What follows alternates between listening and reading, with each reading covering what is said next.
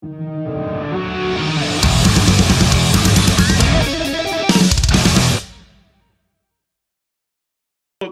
thanks very much for joining us. You're on My the pleasure. Everblack Podcast.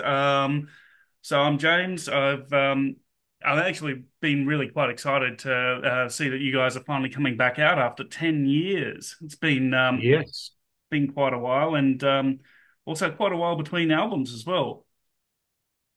Yeah. Typical Orange Goblin fashion. Everything takes time.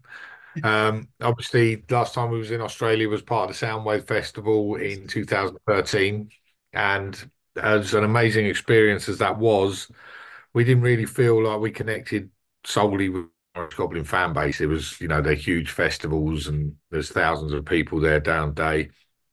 And it's just a kind of a whirlwind trip where you're kind of in and out of each city Yeah. before you know it. And although this time we're going to be in and out, at least we're going to be sort of at venues where we can meet the fans, we can perform to primarily an Orange Goblin fan base and be up close and personal. So we're really excited about this tour. And Absolutely. it's going to be great to come back armed with some new material as well. New albums all in the can. It's all mastered and been delivered to the label. We had a really positive meeting yesterday regarding a timeline for Mhm. announcing it, releasing it, when singles are going to drop, all that sort of thing. So over the next few months, there's a lot of exciting stuff in the pipeline, and yeah, it's good to be back at that. Obviously, as you said, it's been 6 years since the last album. Yeah. And and a hell of a lot has happened in those 6 years. Yeah. We had the world closed down due to COVID, which was a bit of a blow to us because it scuppered our plans for a 25th anniversary tour. But we lost our bass player Martin, who Mhm. decided that he'd had enough, and we respected his decision, and we recruited Harry in his place. Um, and it was a little bit of a blessing because it gave Harry a chance to sort of get up to speed with learning the songs Yeah. and becoming part of the Orange Goblin machine. And when we did start doing shows again, when everything reopened in 2021, Harry hit the ground running, and we spent 21, 22 kind of catching up with live Yeah. obligations of stuff that we'd had planned that got cancelled due to COVID, and then Oops. Yeah. Looks like we lost you.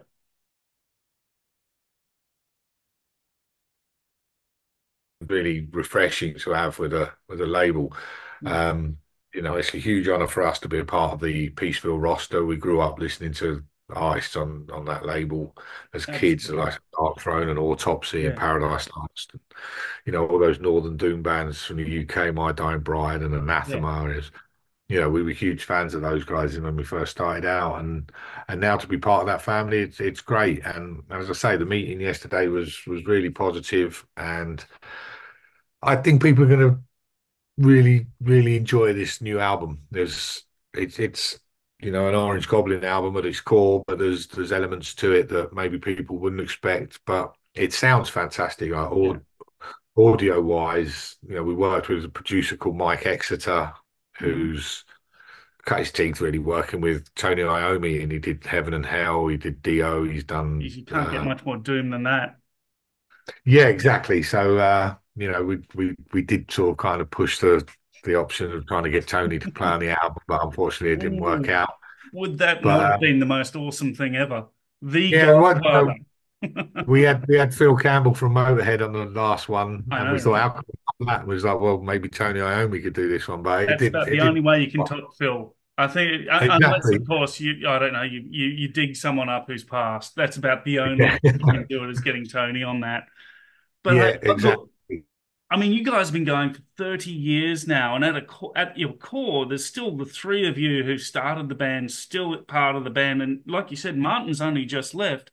How on earth Yeah. do you manage to hold it? Have you managed to hold it together for that long when so many bands, your vintage and in an underground music scene, not being able to sort of maintain and keep being able to do what you do and do what you do with love? Well, we're very tolerant people. I think we have to be. Totally. But we don't really see each other a great deal outside of the band. Chris lives down in Brighton, Joe's the other side of London, Harry's down in Hampshire. Mm. I actually closest to Martin, and Martin's only like 2 minutes around the corner, so I see him on quite a regular And it basis. might be your But problem there. but no, I mean, me and Martin have been old friends. We were friends prior to the band anyway. Mm. We used to play football together. But the main thing is that we still enjoy it. We still love doing it. You know, we all have to work part time, not part time. We have to work full time jobs, Hmm. and we have families and wives and things like that. So Orange Goblin is still our release valve. It's still Mm. our creative outlet, and it's how we get our frustration. You know, some people like to go to football weekends and drink and fight and what have you. And for us, is we like to get together in a room and create music or go to far Mm. away places and meet new people, Yeah. experience new cultures, and you know, I feel you know, we say it's 30 years of doing this, but I feel incredibly blessed to have been doing this for Yeah. 30 years because Absolutely. I've traveled the world. I've been to places that I'd never imagined I'd Yeah. got the chance to visit. And Yeah. all the time I've been doing it with, a close bunch of friends Yeah. and doing something I love. So we've always said that as long as we enjoy doing it, we'll continue. And the day it becomes like a chore and we're not finding any fun in it anymore, then we'll call it a day. But that day hasn't arrived yet. Yeah, excellent. That's excellent to hear. Look, I mean, I first came across you guys on a Metal Hammer CD back in, it would have been something like 98 or something like that. It was The Man Who Invented Time on that Yeah. CD. And I mean, that was such a really good gateway for us here in Australia before the internet to be able to get a hold of new music and discover stuff that we would never ever get to discover. And I've been a fan ever since. I was really lucky that when I moved to the UK in 2006, and just so happened that within a week of me being there was your Christmas show at the Mean Fiddler with the Grand Magus, and I believe it was Murder One was opening. That was Yeah, I remember downstairs in the old Astoria. that's right. Yeah, it's no longer there. I believe it's there's No, have they that's all finished been that demolished. station? Yeah, they've just about finished it. You'd hardly recognise the place now. It's like this huge complex. There's hotels and What? sort How of sad is venues, that? art installations. Yeah, it's the whole of London it seems to be going that way, and especially somewhere as culturally important as Soho, Yeah. which used to be the home to the Marquee Club and Yep. things like that, where all bands that are worth anything cut their teeth. The likes of Yep. Hendrix and the Who and even the Yep. Beatles and the Stones all played there and things. It's somewhere that should have been preserved, and Yeah. unfortunately now it's a Wetherspoons.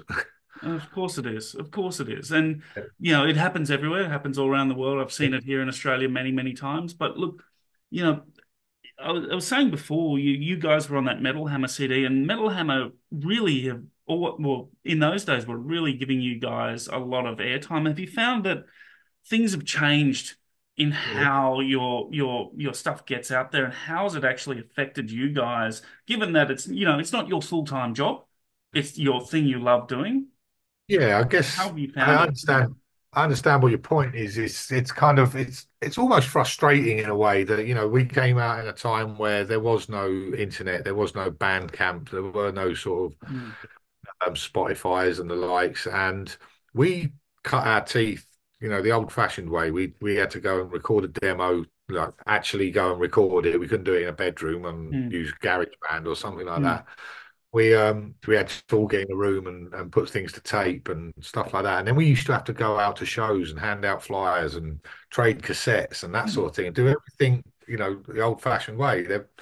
And nowadays, I know it's beneficial for artists, but I think a lot of that connection is lost because bands can easily just throw up an album on the internet and they can book their own tours and things like that. And there's no real sort of groundwork being done that's going to establish them. It's like, when we came out, we established lifelong friendships with people because we was all in the same boat. We was all going to these mm, small venues, going to shows, and we all had each other's back and helping each other out and doing, fanzines and the likes, and those sort of things have been kind of forgotten now, and mm. and it's almost like a faceless industry now where where no one really knows each other, and it's it's seems to be overly populated, if anything.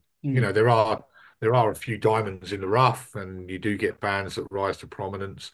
But I do think a lot of bands have it easy nowadays, and you mm, see that with their expectation. I mean, I work as a booking agent, and I get a lot of submissions from artists that expect the world, yeah, and you're like, have you spent 3 weeks driving up and down the back of the UK, in the yeah, back of a transit van with no windows and having to sleep rough in the streets, and or sleep on the mm, gear in the back of the van, and they have no idea. They're like, no, we expect hotels, and we expect this, and we expect right. that, and it's like, this isn't how it works. You have to go out there and you Yeah. have to earn. You have You, to you you have to start at the bottom and work your way up. And I you have think a to lot end of up that. huffing your drummer's socks for a week. Exactly, we've done that. I mean, I remember we did a show at the Oval Rock House in Norwich back in about Oh '95, God, yeah. where we turned up. There was no rider. There was about 3 people turned up at the show, and at the end of the night, we was like, "Is there anywhere we can crash?" And we ended up staying in this burnt out caravan next to the venue with no windows, Jesus. sort of huddled into one corner, trying to put like the one blanket we had over all of us.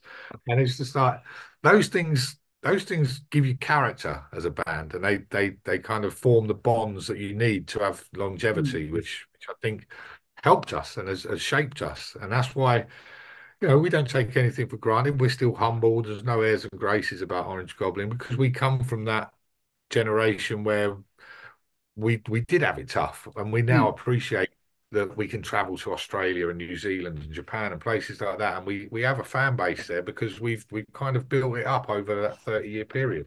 Yeah, that's awesome. But it's one of those things, isn't it? It's not if you've not been in it, you don't really understand. But I mean, you're also talking about moving in with Peaceville now as your record Yeah. label.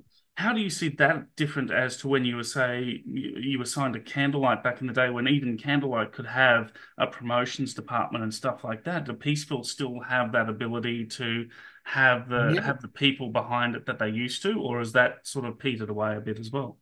No, I mean, it's a massive organisation, and the meeting we had yesterday sort of opened my eyes to just how big an operation this is. Really? Because I'm still a little bit naive to the nuances of an album marketing Mm, campaign and that sort of thing. It's not something I've really sort of bothered myself with over the years. As I've got older, I've kind of taken more interest in the industry side of things, and mhm. I now have to, obviously, being a booking agent. I worked in management for 10 years, but yesterday at Peaceville, there was all sorts we had this Zoom call, and there's different people in Windows, and you've got the press team there, you've got the Wow. production team there, and they're discussing sort of the bundling and the merch options that are going to go with it, and the distribution in different markets and territories. It's a huge, really professional setup, and we're really excited because I think we're all pulling in the same direction, and they say, you've got 30 years of history, you've got 150,000 followers on Facebook, and that is something we can really work with and Mm, push Orange to the next level. And we've always said we're kind of frustrated that we've never really broken through to that next level. mm, We're always told we're kind of one of these underrated bands and things, and that's nice to hear, but it's also frustrating to be considered underrated. So we feel now that we've got a record label that understand us and will help push us. yeah, We're looking for a chart success with this album. yeah, We're not gonna lie about it. We want to break the top 30, top 40, because we've seen it happen here in the UK in recent years with rock and metal bands. Green Lung have just released a new album that went really well, and got nice. them, like number one rock album and top 40 album in the main charts. And I think, it's good to see honest guitar riff driven music having its say, because you and I know there's so much shit in the world that Hmm. comes and goes, and it's a flash in the pan for 5 minutes. It's the latest fad, but no one's going to be buying those albums in 30 or 40 No, years the not same way not yet. people are still going out and buying the first Black Sabbath album. People are still going to be buying Dark Side of the Moon and Led Zeppelin 2, and all those classic albums will live on, and that's Yeah, that's what we want to establish, a kind of legacy that's ongoing. and you've certainly got that over 30 years and some fantastic albums. I can't wait for you to guys to get out here. Now, I know we only had about 15 minutes, but I have some friends who consider themselves minor comedians. Yeah. And one of them wanted to know, Who would win in a fight between you guys, Electric Wizard, and how pissed would Cathedral be that they weren't invited? Oh, well, I mean, I've been at the gym for the past year or so, so it would definitely be us. No question. I wouldn't even need the others. No, no. And how pissed would Cathedral be for not being there? Very. I think they'd just let us get on with it. They'd be quite pleased to be out of it. Awesome. Look, mate, thank you so much for your time. As I said, I know we only had 15 minutes. You're here in April. Can't wait to see you in Brisbane. You're playing at the Zoo. It's one of my favourite venues here in Brizzy. They finally Awesome. put air conditioning in it, which is That's good. you have no idea. In the middle of I've, winter, it's not winter. I mean, we don't have winter in Brisbane, but yeah, even in the middle of winter, I've been so hot in that venue before they put air conditioning in it that I'd be yeah. hanging out the windows just trying to get a fresh breeze. But in summer, it's just completely insufferable. So Yeah, it's been even like with air conditioning. 40 degrees down there recently, right? Oh, that's not just it, mate. We're in Brisbane. We've had the muggiest summer I've ever experienced here, where Yeah. everything sticks to everything else, and everyone's just dripping in awful all the time. That's no sort of conditions for an Englishman. No, no. Although I do know a bunch of Englishmen out here who insisted on going out and doing their mowing in the middle of it. What do they say about mad dogs and Englishmen? Yeah, exactly. Well, we'll be coming down with our speedos for on stage. That would no, no. Look, mate, I'm looking forward to catching you guys. I'll be kicking around the Yeah, place, and if you're available, I'll take you out for a few beers. absolutely. Well, I don't drink anymore, 2 years sober now, but we're definitely going to have a drink of some kind. Swim in a ocean? Yeah, whatever. But just to hang out will be cool. Absolutely, Ben. Thank you very much for your time. I'll speak to you Okay. soon. Cheers. Have Take a good care. one, mate.